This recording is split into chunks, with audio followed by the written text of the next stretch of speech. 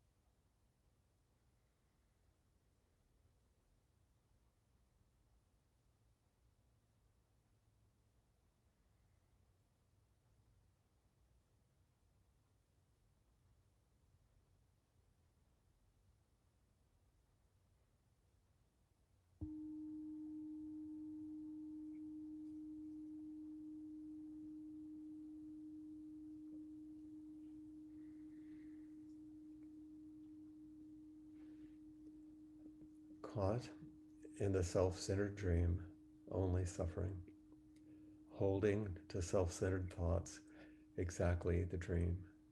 Each moment, life as it is, the only teacher, being just this moment, compassion's way. Caught in the self-centered dream, only suffering, holding to self-centered thoughts, exactly the dream. Each moment, life as it is, the only teacher, being just this moment, compassion's way. Caught in the self-centered dream, only suffering, holding to self-centered thoughts, exactly the dream. Each moment, life as it is, the only teacher, being just this moment, compassion's way.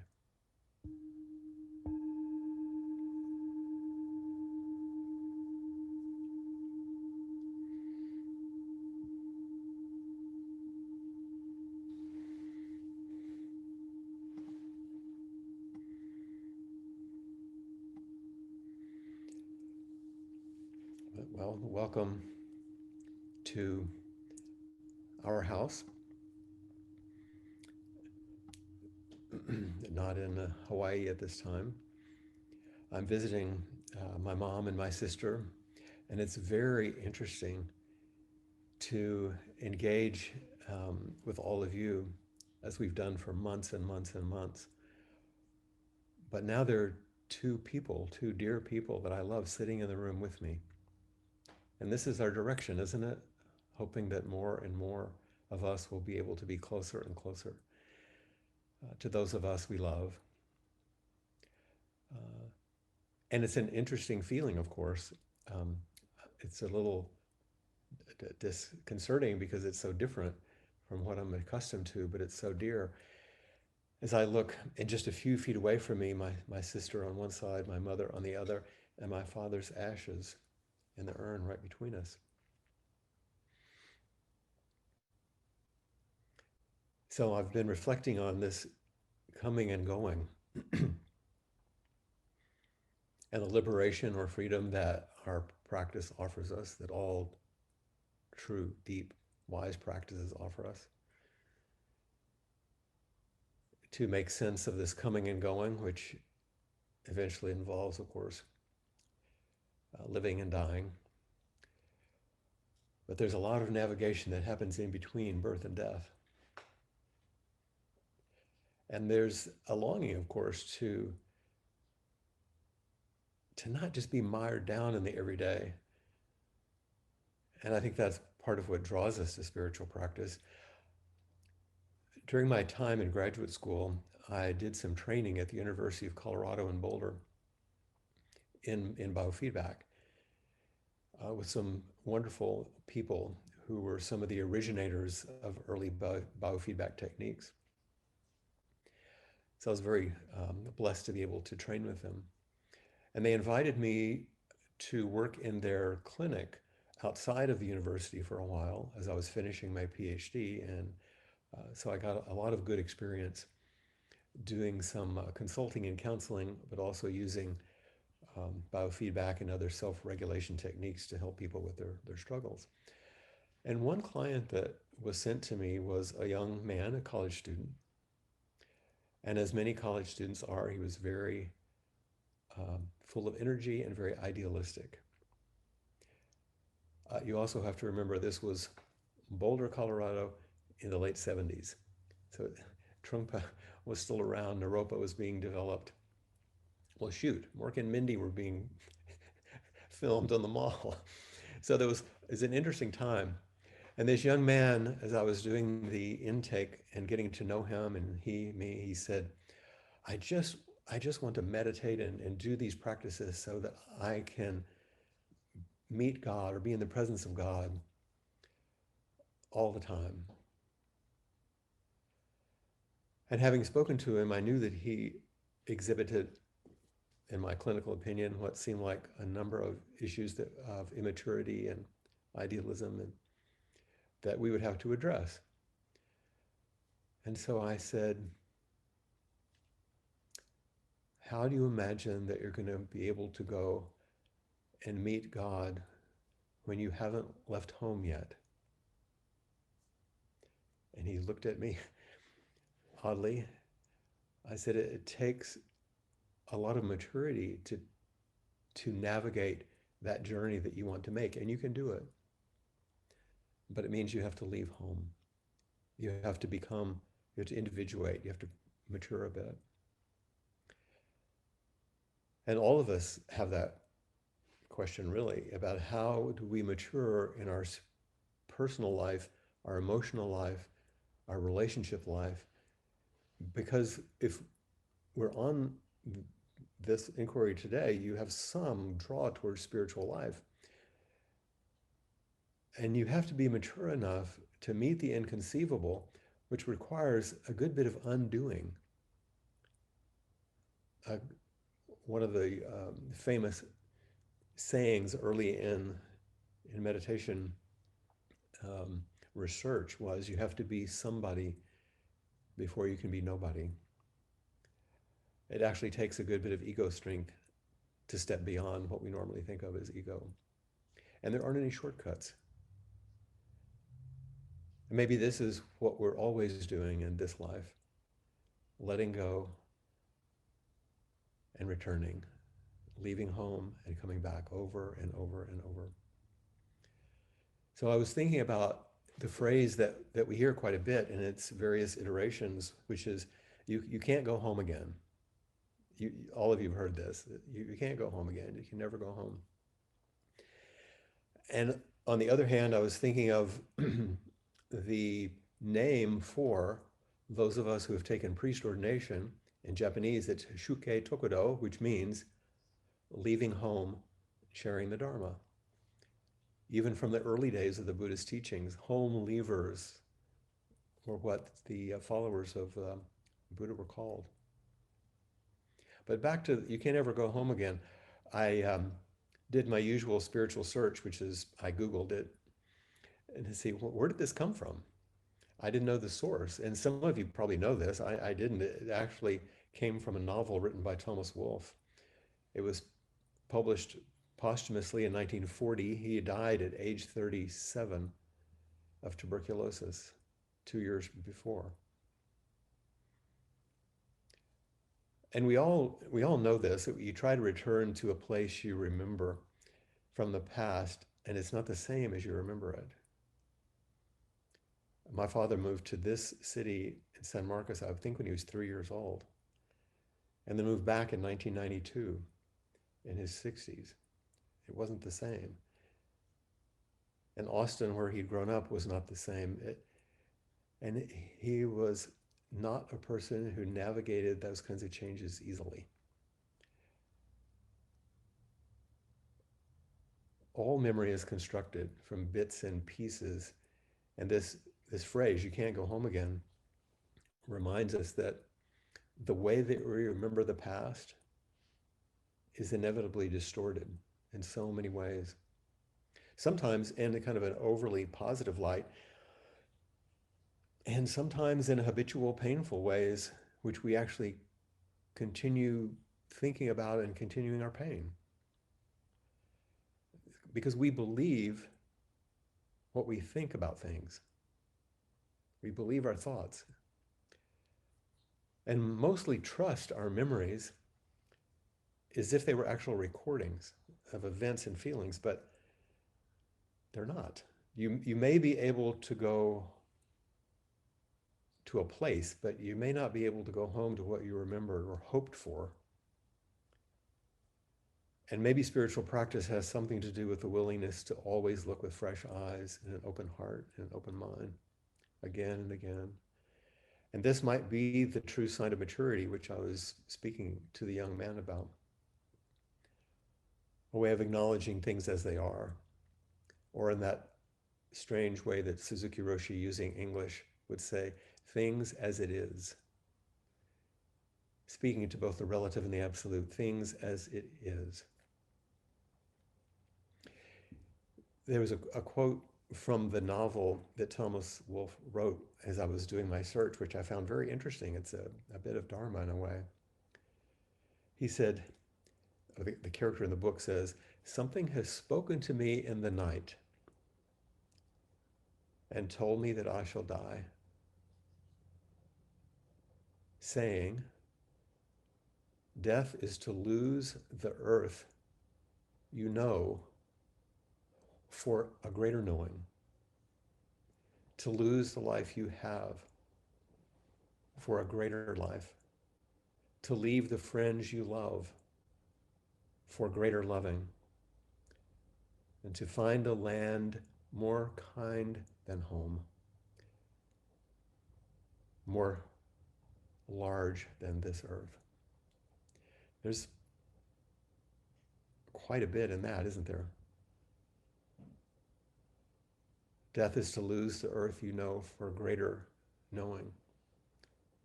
That's the great matter. What does it mean to lose our body and open to the mystery?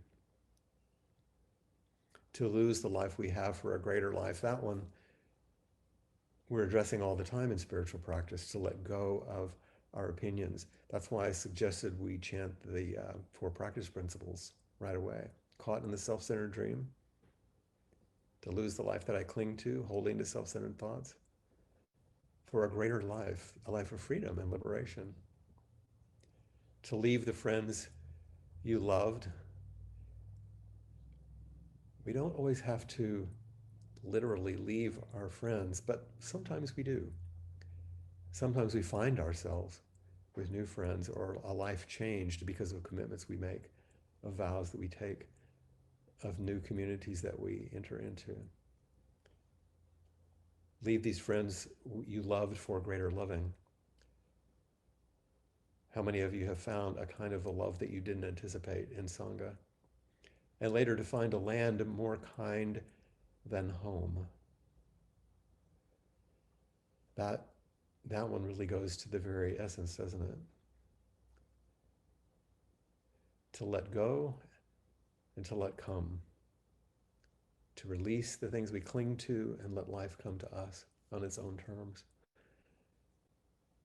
If we practice the simple embodied immediacy through meditation and other practices, so we deepen our capacity to experience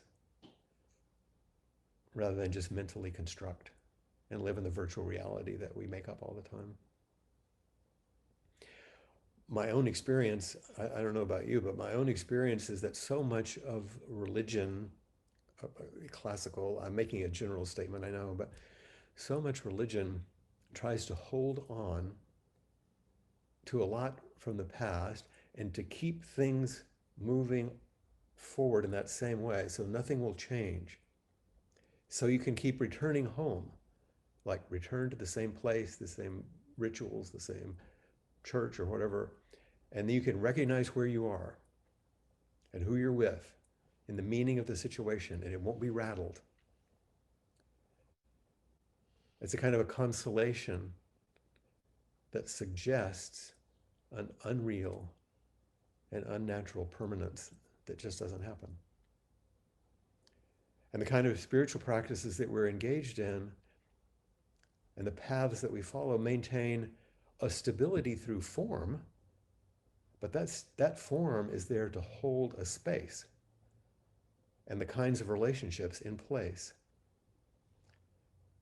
which make it possible for us to do the thing that's really challenging, which is turn toward reality, not hide from it. And whether that's a meditation group, whether that's a recovery group, whether that's just your family and friends, do we have the kind of people that will hold us and say, yes, it is difficult. Yes, things are going to change. Let's turn toward what's real instead of attempt to cover it by something that takes us away from life as it is.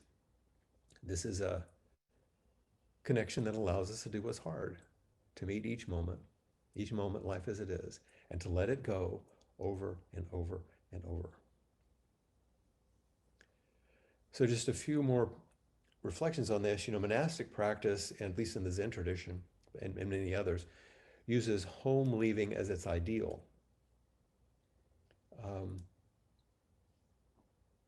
It was thought that it was too difficult to wake up when you're busy changing diapers and trying to make a living, doing the ordinary things of life.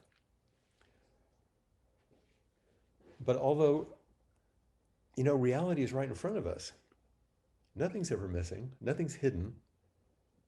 Realizing and fully appreciating and embodying and expressing back the truth of the moment can seem really difficult at times. Dogen says a hair's breadth, or in the Shin Shin Ming, a hair's breadth deviation and heaven and earth are sort of set apart. It doesn't take much to throw us off. That's true. But sometimes we decide that we want to offer ourselves, maybe for a period of time, maybe just a retreat, to what looks a little bit like monastic practice, to step away from the entanglements of everyday life and see what it's like to just sit, to live in a simple way. And we find, of course, that we meet everything that we meet in other relationships. It's all there. And even if we don't leave home and go to the monastery, another level of attachment or leaving home is we discover how terribly attached we are to our bodies and to good health, unable to face the inevitabilities of illness, old age, and death, the things that turned the Buddha towards his practice of awakening. And our cultures, whole industries are built on this struggle to deny illness, old age, and death. It's not that self-care is not appropriate, of course it is, but contrast self-care as deep appreciation and love for this life and all of its unfoldings and the kindness that comes with it.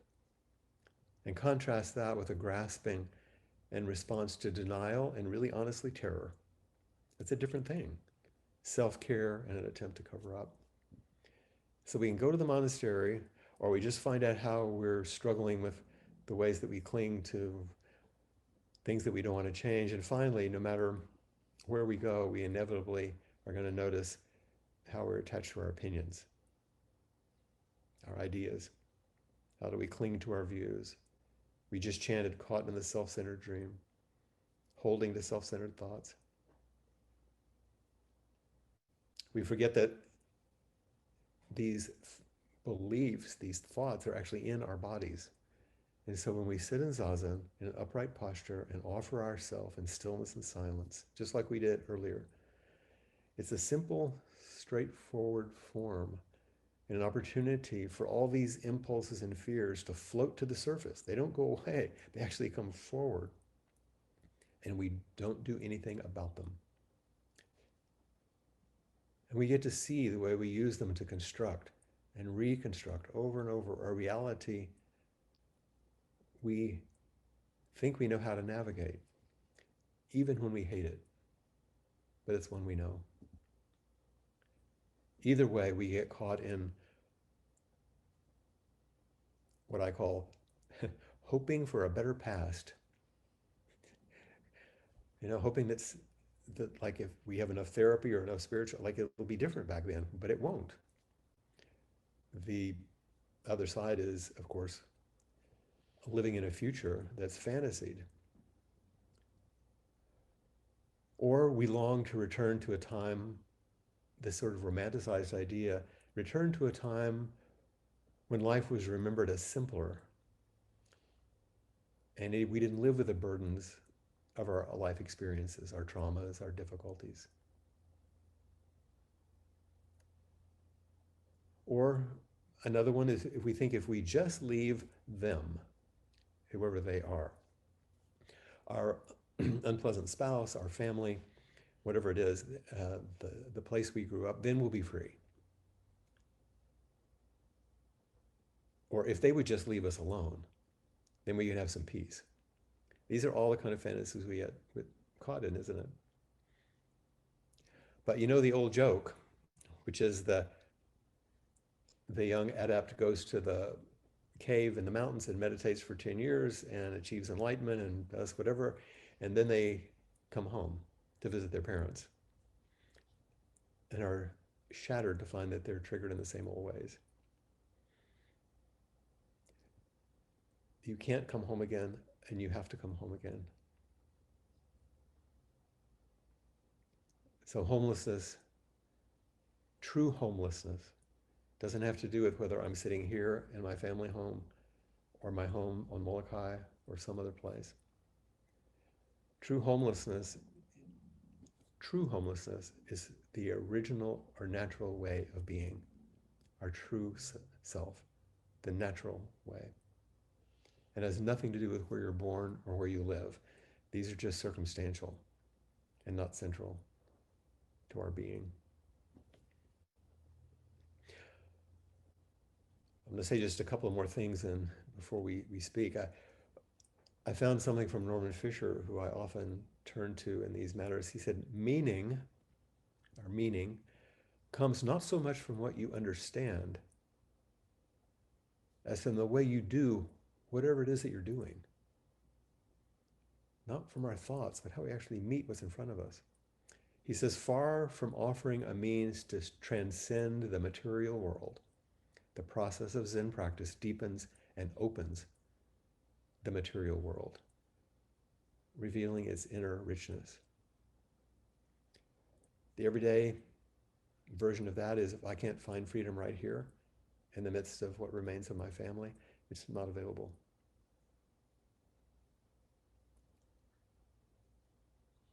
Bernie Glassman said, when he was speaking about everyday practice like this, he said, the bottom line for me is that the person, my student he's talking about, has realized and is living the realization of the interconnectedness of life. The bottom line is that they will realize interdependence and interconnection, and they will live like they understand that. He said that's awakening. And this is what we find. And my teacher, Blanche Hartman, one thing leaving home means, she said, is to find your home wherever you are. To realize that wherever you are is home. Not to seeking for some special place, to make some cozy nest, but to find yourself at home wherever you are and in whatever circumstance you might be. And you've heard these kind of teachings before. It's important. So here we are. And the first person I'm going to invite is here in the room with me. I'm going to invite my sister Kathy because we can do it. We can actually be in the same place. So Kathy, come on over.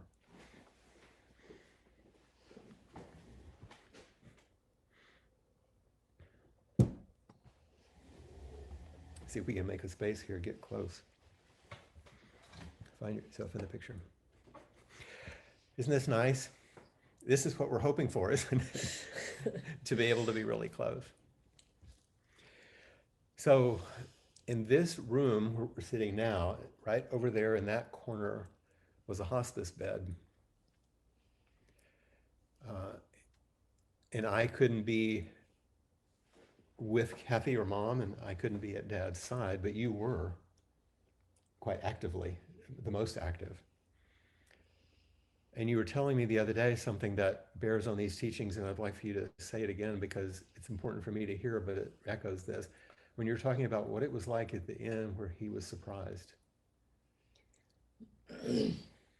Yeah, when it became clear to Dad that he wasn't going to get out of the bed and his body was failing and he was kind of moving in and out.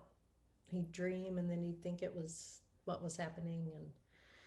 But when he was lucid, he just said, I never thought this would happen. He said, I never imagined me being in this position. And it was kind of shocking because I was like, well, everyone dies, that's like one of the things we know. And to know that, but to have the experience, like I was talking about, to actually embody and to have the experience and to have someone next to him to whom he could say it, that's a different thing. Mm-hmm. What was it like for you? Well, I mean, I was a little bit surprised, but then not really when I thought about it later because that's who Sparky was. Like indomitable, alive, large. Surely I'll get up out of bed again. Yeah, and he always did. And up until that point, he had had setbacks, and he always got up, and he went to his cardio rehab twice a week so he could stay moving as best he could. And it was slower and slower, but he did it because he knew that was what was going to keep him going. And yeah, I mean, I tried to talk to him about, he's a Christian, and so I thought, well, maybe if we talk about him going to heaven and Sure. he'd be at peace and all that, but he wasn't having Yeah. it.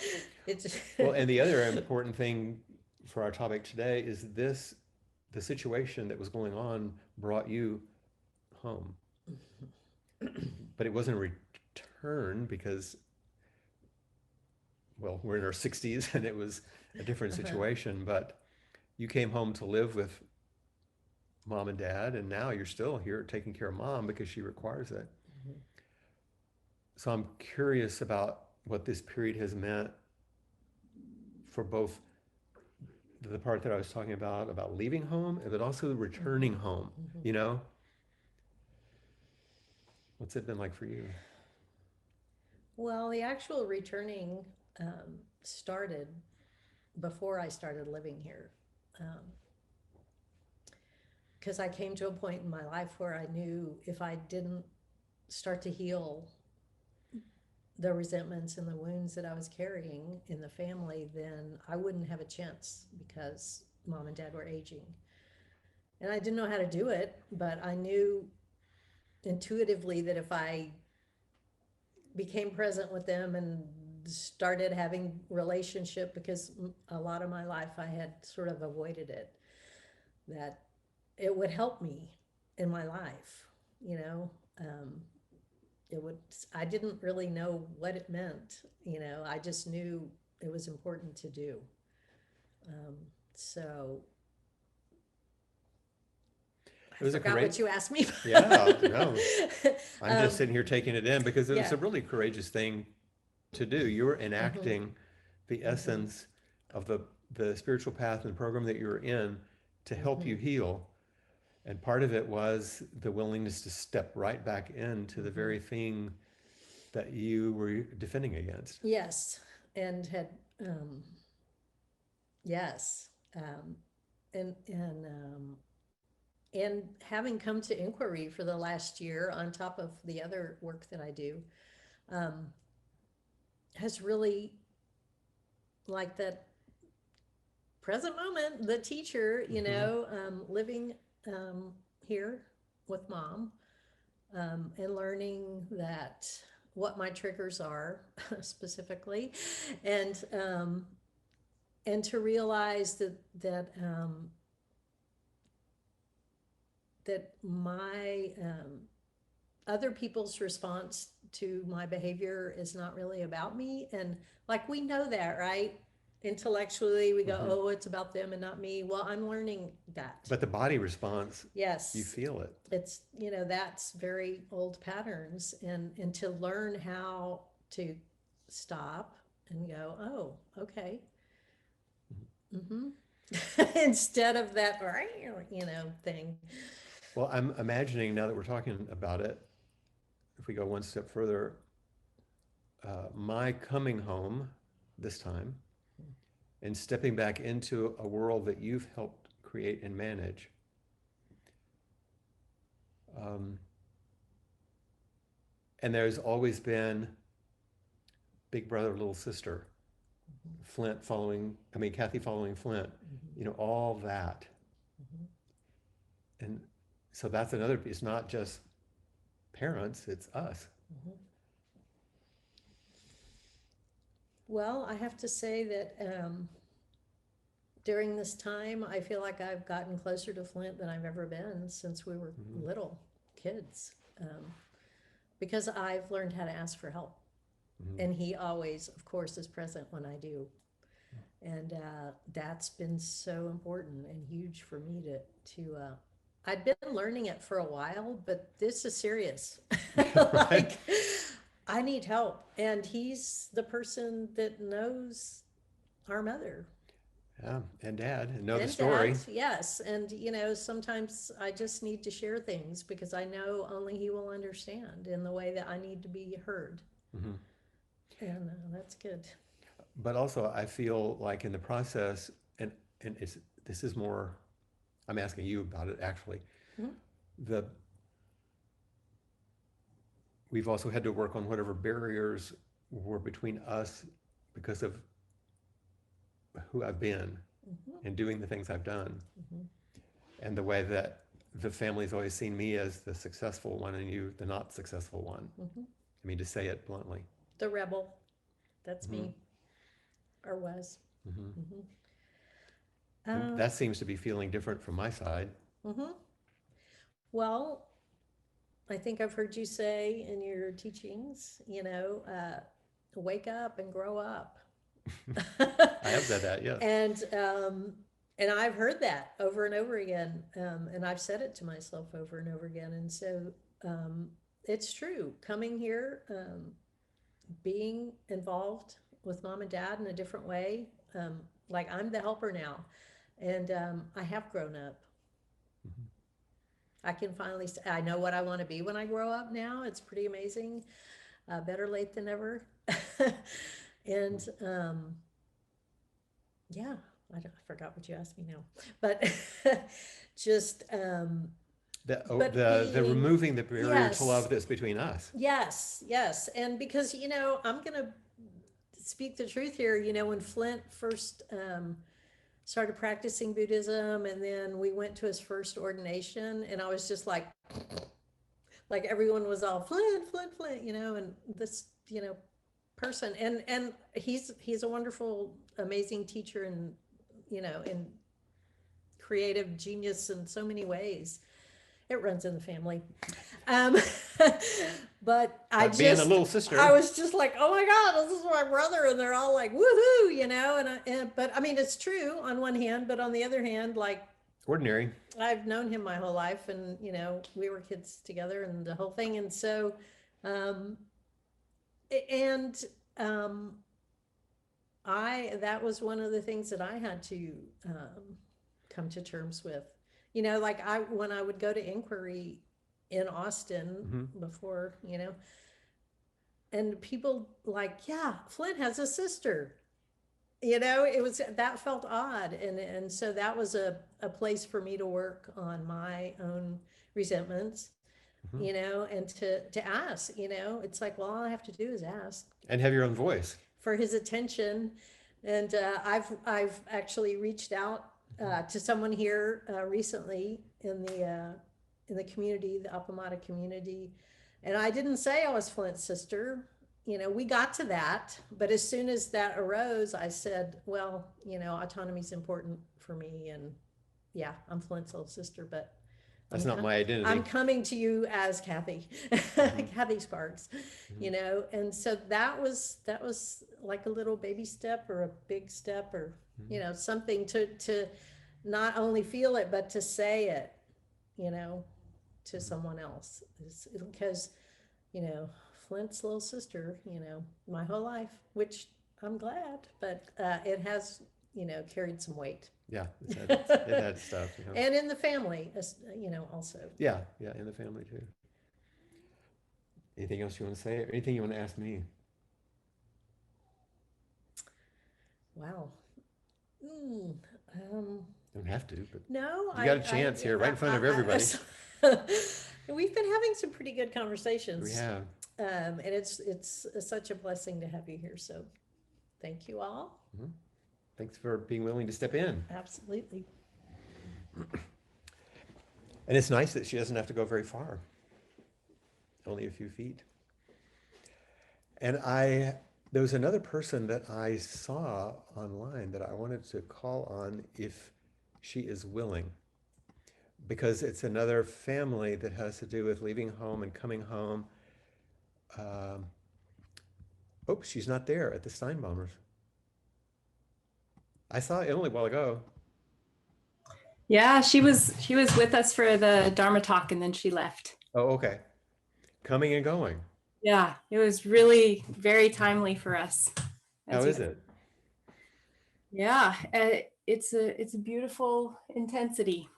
She'll be leaving to move into the dorm in August. So Mhm. The next phase, yes, Yeah. yeah, let alone for you two, who knows, but right, right. coming and going, coming and going. Yeah. Well, thank you. I didn't know that she had stepped away, and I'd seen her earlier, and I was going to check with her and see how she was, you know. Oh yeah, she would love that. We'll let her know that you asked about her. Thank you. Please do. Please do. Yeah.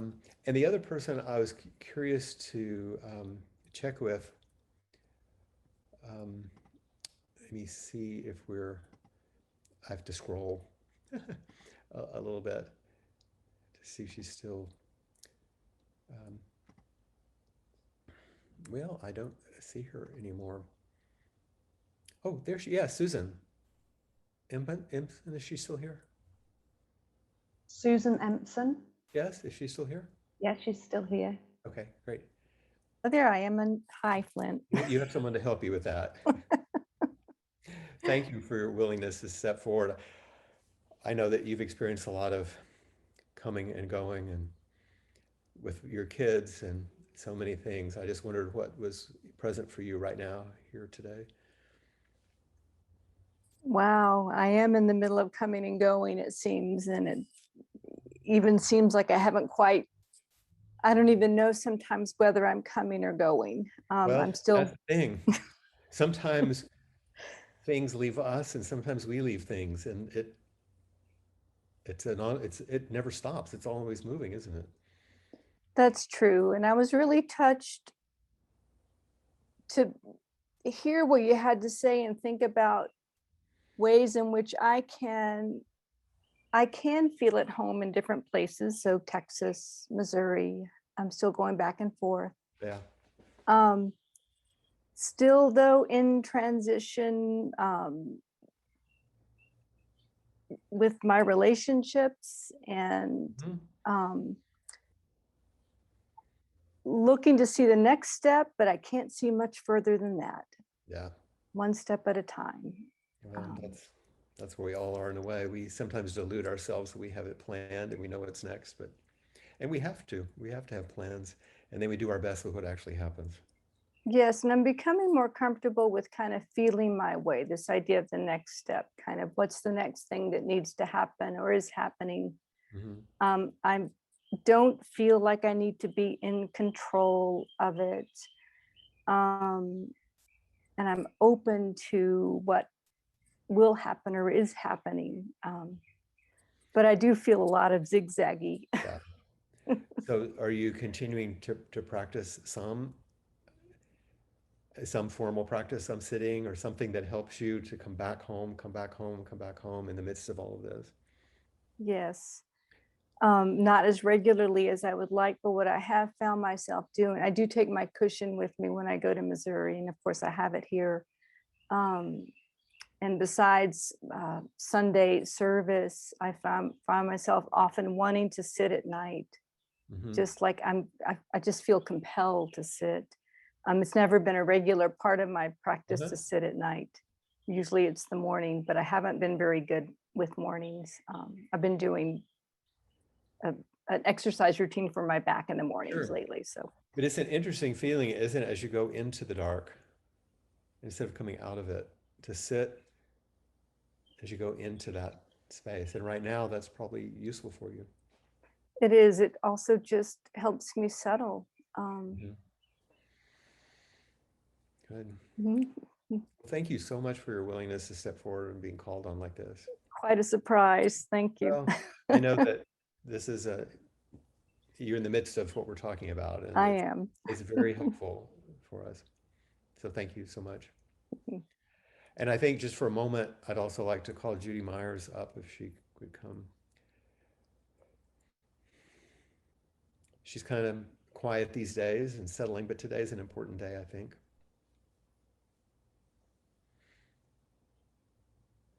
Oh, here I am. There you are. You're unmuted now. Is today Trey's birthday? Yes, today's Trey's birthday. And most of you, many of you here know that he died suddenly at age 40 on Christmas Eve 2010 and left a wife and 2 very young children. So so many things have come up for me while you've been talking. Um, you know, I will tell you all that in the middle of the night, when my daughter came over to knock on my door and tell me this news, um, Flint was one of the first people I emailed. We have a long-standing relationship now, and so one of the things I'll never forget was that he said, "You don't have to do this alone. We're all here for you." And I also remember in the process of this that Peg said to me, "Your silence will be the most healing thing you can do." And so this was such a heartbreaking, life-changing experience for me that I was willing to do what other people told me to do. Well, those two things, sitting with Sangha, Sitting, not alone in silence. right. And uh, I've done that faithfully ever since, because suffering jolts you. You're either going to live or you're going to die. And Flint also said to me at some point during the first year or so, "Now you have to be Trey in the world." And I don't think I understood that at first, but through the years, I've come to understand it more. So there's a lot of things I could share right now, but this is one thing I want to share. Okay. Because you're talking about uh, leaving and coming home and leaving and coming home. So one night, I've told this story before to some of you've heard it, but one night, I don't know how long it was after Trey died, my cell phone rang in the middle of the night, which I now keep on all the time because the night he died, I had silenced it. I've never done that again. And so I looked at the screen and it was him. It was his. Number. So I answered it and he was laughing and he said, I said, "Trey, where are you? You have to come home." And he said to me, "Mom, I'm fine. I can't tell you where I am, but I'm fine and I can do much more for you from where I am." So how can I say this? It's a mystery. He's gone and he's not, and when I sit and I'm with you all, it's all here. We're all home, but we're home together. We're home together. I learned that we're home in community. Thank you, Judy. Thank you. Wanted to honor Trey that way. Yeah, and maybe there are others who want to raise their hand and say a few things before we finish today. Please step forward if you have something you'd like to ask or comment about this practice edge that we're talking about. If you go down to the little reactions, smiley face, there's a place to raise your hand. Hey, Kath. Hi. My mom's brother died of COVID 3 days before Christmas. Oh. And my mom and I didn't feel safe to go to a public funeral, and they decided to have one, but we attended via Zoom. Tomorrow, I'm going home, and we're going to have a family dinner with everybody. Mm-hmm. His name is Kenneth. So Kenneth, his daughter, his wife, their family, extended family. Mm-hmm. And my mother has expressed that she does not want it to be sad, and that she does not. We've got a private room in a restaurant, but she has put a lot of boundaries around what she wants me to be able to say or not say. And I want I want to not respect her boundaries. I want to have the connection that I think that the other family members might need, and that what our practice has led me to be able to hold. And I don't know how to respect her and respect the process and offer to the family what I feel like needs to be offered. Mhm. I think one of the possibilities in stepping through is you're going to have to let go of the idea of the family. And there are individuals to whom you can speak your truth, but I wouldn't say it at the table Oh, okay. because your mother doesn't want that to be a communal thing. And you can say to her when she says, I don't want it to be sad, you can say, well, I don't want to be overwhelmed by sadness either. But if sadness is there, it might move through the room, you Yeah. know, but we love each other and it'll be okay. Yeah. The essential thing about individuation and maturity is that we start to have individual relationships with people instead of with the family. And you have one of those enmeshed families where it's the family. I know this just from history. Many of us do. Um, and so it's probably a good idea to respect your mom and just in with the communal thing, but have some talks with people, you know, and just tell your truth. Look them in the eye, even if you don't do much else. Hold their hand, you know. Yeah. Yeah, because Kenneth was powerful in the family. It was important. Kenneth was powerful in the family. I mean, you know a lot of the history of what Kenneth was. And um, he had And such an Kathy, amazing dry sense of humor. I mean, he was a very funny person. well, you might have to tell some jokes then. Yeah, so yeah, it's interesting to me that out of everything, my memory of him comes to humor first. Then lead with Kenneth. Yeah. You know, and like Kathy was saying that she was learning to ask for help, you know, and have her own voice. You know, what you want matters. Yeah, and so much of our family was don't have an emotional experience, period. Yeah, what you want matters, and you don't have to fight them for it, and you don't have to get in a conflict with your mother, but you can go to individuals and have and talk to them as Cassie, like this Cassie. Yeah. Yeah, Thank you. thinking about you. Thanks. I was thinking about you. I'm gonna move my camera a little bit. Okay. Yeah. Uh-huh. Yeah, and they have meaning. And they have meaning. Yeah, Yeah. And I experience all of that meaning when I see those symbols. yeah, good. It was important to Kenna and a Yeah. lot of people in their family. Yeah. Yeah. Yeah.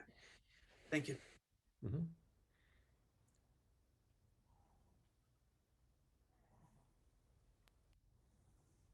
Eileen.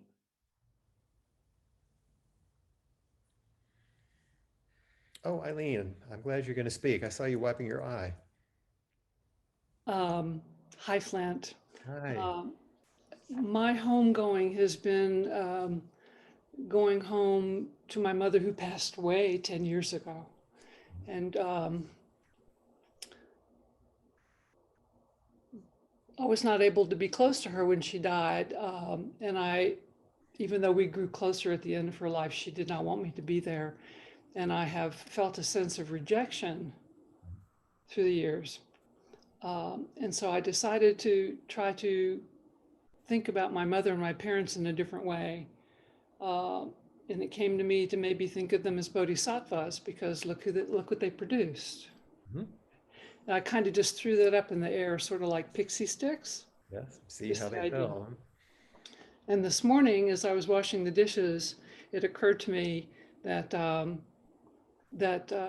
she was protecting me. She was rejecting me, but she was protecting me. Because she wanted to protect me from pain, and she wanted to protect herself from it. And somehow, And that was her strategy. Yeah, but somehow my thinking that feels, even though I didn't want her to, that feels so much better than the rejection that I have been carrying and the being pushed away. And so to me, I got to have a going home Mhm. from a long, long, long time ago today. And Yeah. so I just wanted to share that. And what your body just did, you kept doing this gesture, going home Yeah, to the yeah, almost like a refuge of coming home to your heart.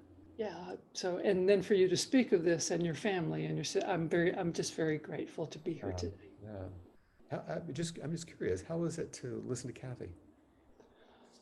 Um, it was wonderful, and I identified strongly with the kinds of currents that she faced, even though the content of mine was a little bit different. And I felt very encouraged by her. So, and by both, just Yeah. it um, it lifted my heart. Yeah, I feel with her the in courage Yeah. that she has. Yes. So I thank you. Thanks, Eileen. We have just a couple of minutes in case someone has some last minute. They're perfectly welcome to come forward. Rosemary.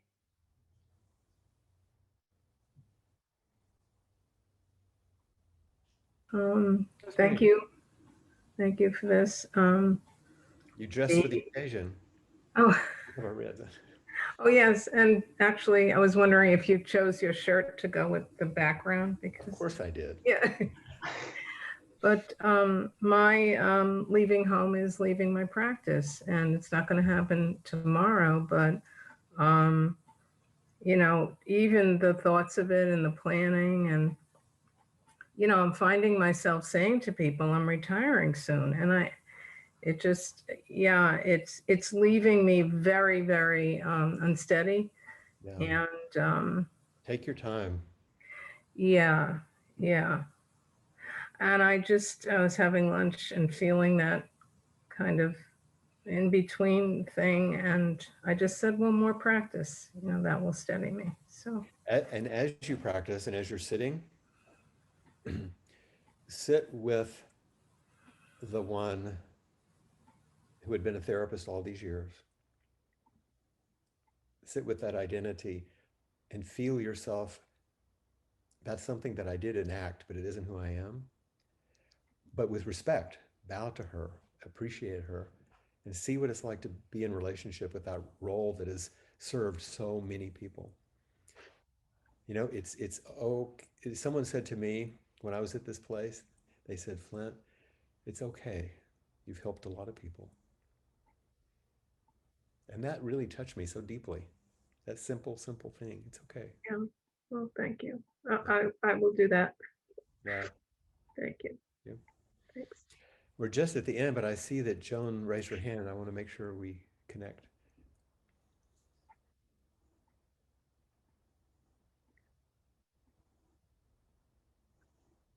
There she is.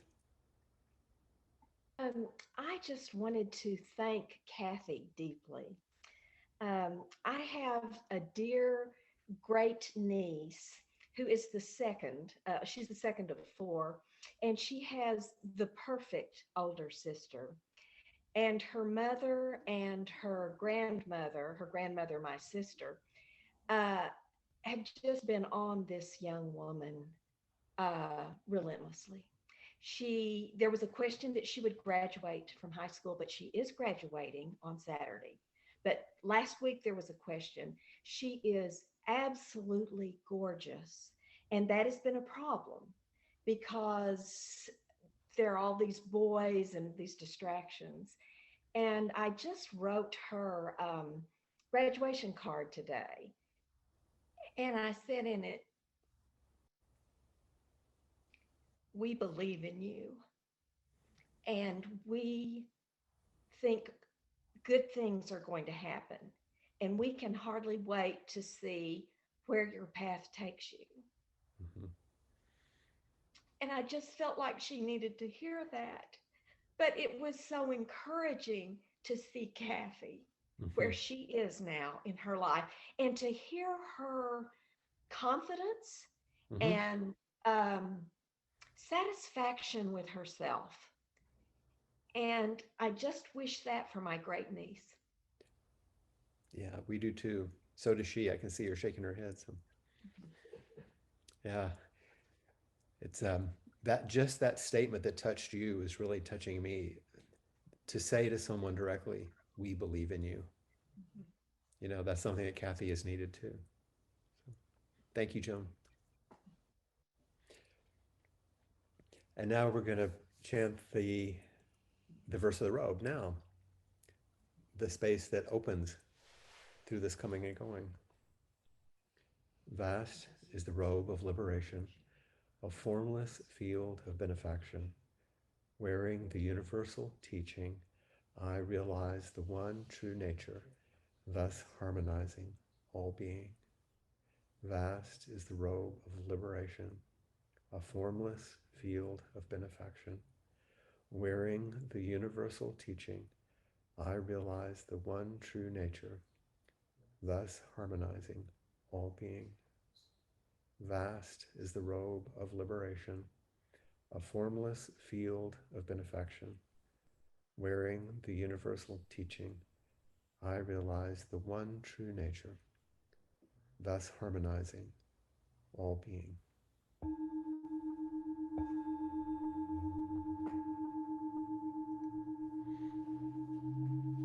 Thank you so much.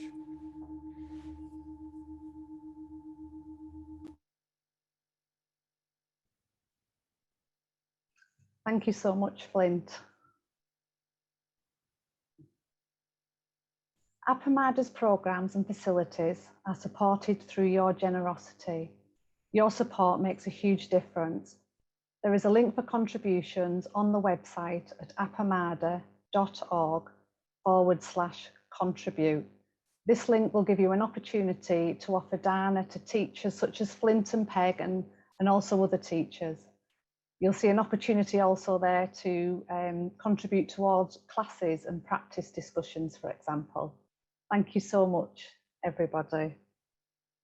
And we now move on to the next part of our evening, which is where we all meet on the virtual porch and we continue to meet and share about anything that we've that's come up for you during Flint's inquiry or anything else at all, just to meet. So if you want to take a couple of minutes break, please do. And we'll see you right here, so stay right where you are. So thank you very much, everybody. If you go into gallery view, you'll be able to see everybody as you're leaving or staying.